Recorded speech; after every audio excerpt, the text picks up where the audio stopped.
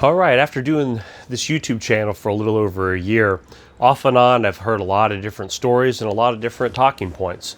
One that I've heard is my family doesn't support me in prepping, or my friends. It could be immediate family, those that might live in your own household, or maybe it's those that are around you.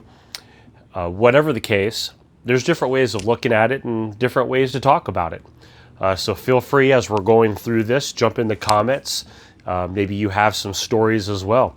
I like the stories where people say, my spouse for years never was on board, never supported anything to do with prepping or just learning how to be better prepared in life until, and then they named until this, and maybe it was this past couple years, until certain things. Maybe it was until that day they went to the store and saw all the shelves empty. And then all of a sudden the light bulb came on. So I love hearing stories like that. So feel free to jump in the comments and share that. One thing I'm thinking of, a reason why people maybe not thinking about prepping or on board with prepping is maybe because no one's ever told them. That's an easy one. That's something, no one's really talked to them about it.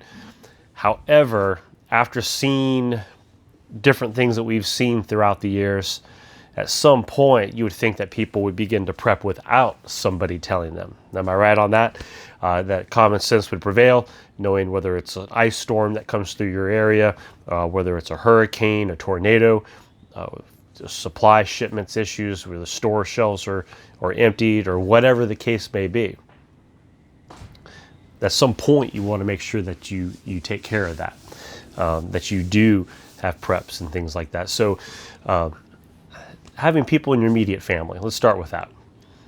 So people in your very immediate family, look, when I prep, I started years ago. I didn't really kind of get more serious into it until maybe 2-3 years ago. I started kind of ramping it up, just with the mindset about it. And one of the things I did right at the beginning is, look, I'm not forcing it on anybody.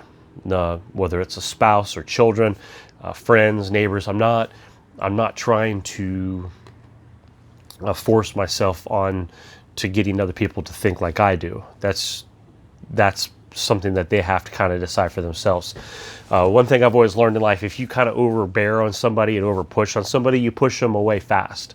You can turn them off. They get defensive. They put up that wall, and we call it stubbornness, bullheadedness, all those different things.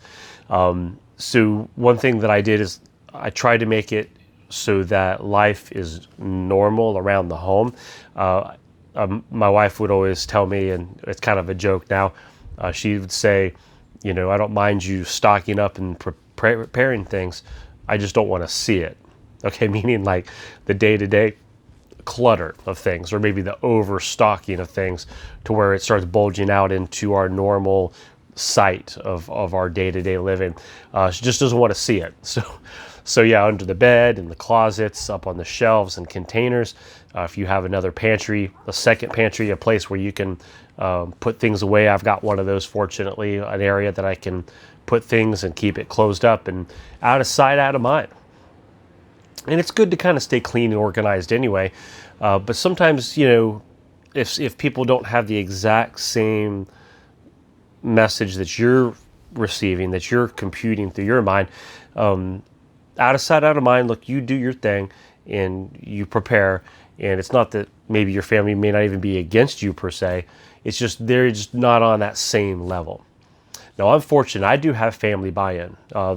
I've been thanked before, and I think that I have a good balance when it comes to keeping things kind of out of sight and not that constant reminder, because you don't want to make everybody anxious, okay? There's enough going on in this world. People are facing enough anxiety, enough fear to have to be reminded in your own safe haven home. Look, home should be comfortable. It should be a place that the family can go to, can feel relaxed, can feel a sense of safety, security. Sometimes turn the news off. I remember this last couple years, there'd be times my wife's like, look, I cannot watch any more updates on the news. I just can't do it. It just becomes overwhelming. And I know some of you have shared that same view and concept about that. but make your home a safe haven, a home. We talk about prepping all the time. Well, preparing your home to be a safe place is also important. Having it a place where people can have peace, relaxation, can recharge your batteries to go back out and face a very difficult world. Dealing with people, that alone will get you. Just having to go out into this world and deal with people. Having your home as a safe fortress, a place where you can come together as a family, it should feel love, and it should feel that safety, security, like we said. So don't overbear on it. Now, if you do get your family on board, hey, that's great. Now, sometimes I have stories like everybody's on board, we work together, it's a great team, and those are great success stories, and I love hearing that. Having people that when you use items that are in your pantry, in your refrigerator, your freezer, hey, everybody's on board, they write it down on the grocery list. It makes it super easy for whoever it is that's delegated to go shopping to replenish and keep organized and to stay stocked up on all those preps, right? As you rotate and you do that. Look, if you have family buy-in on just that alone, that's huge. That's a huge step, and that's something that literally everybody can do. It's not that difficult. It's very easy to grab a pen and get your piece of paper, your list, and hey, I just threw away, this empty jar of peanut butter. Okay, we'll write that down. Peanut butter. We need a replacement for what you've thrown away or the last of what you've used. So very easy to do that. So what about people around your community, maybe friends, some other extended family? And look, I understand when you have something that you really believe in and that you really feel is necessary, and you see people maybe with still putting their heads in the sand still, or maybe they once were on board, but as life settles back down and everybody kind of eases back into this comfort that we have, that they kind of forget about that, and they think, oh, that was never going to happen again, or look, it wasn't really as bad as everyone said it was going to be, because we do know a lot of people take it to that next level of how bad it's going to get, and it never really quite reaches there, though there is a chance it could. But a lot of times when people see that, oh, well, see, we didn't get to what you said, so why am I going to do that? So there's all kinds of reasons. Look, the human mind is just a complex thing that you can't just, it's not a one-size-fit-all. Everyone has a different way of viewing things, a different way of computing things. You wouldn't want to climb into this mind right here, okay? You would be freaked out. You wouldn't make it out alive, I don't think. But we're all different. And sometimes you have to show patience. When they watch you do what you're doing, I'm sure there's a curiosity there. I'm sure that there's a thought there. So be careful on how you do it. Now, I've had people send me text messages, emails, whatever, and they say, you know what? I've tried. If they're not on board by now, they're on their own. I'm done trying, and they're on their own. And I understand what you mean. You get that frustration that if they can't see the light at this point, to prep on at least a small level, right? At least on the basic levels, and they still don't even really see that. They're just living day by day or week by week. That you're just like, you know what? They're on their own, and when everything hits the fan, don't come knocking on my door.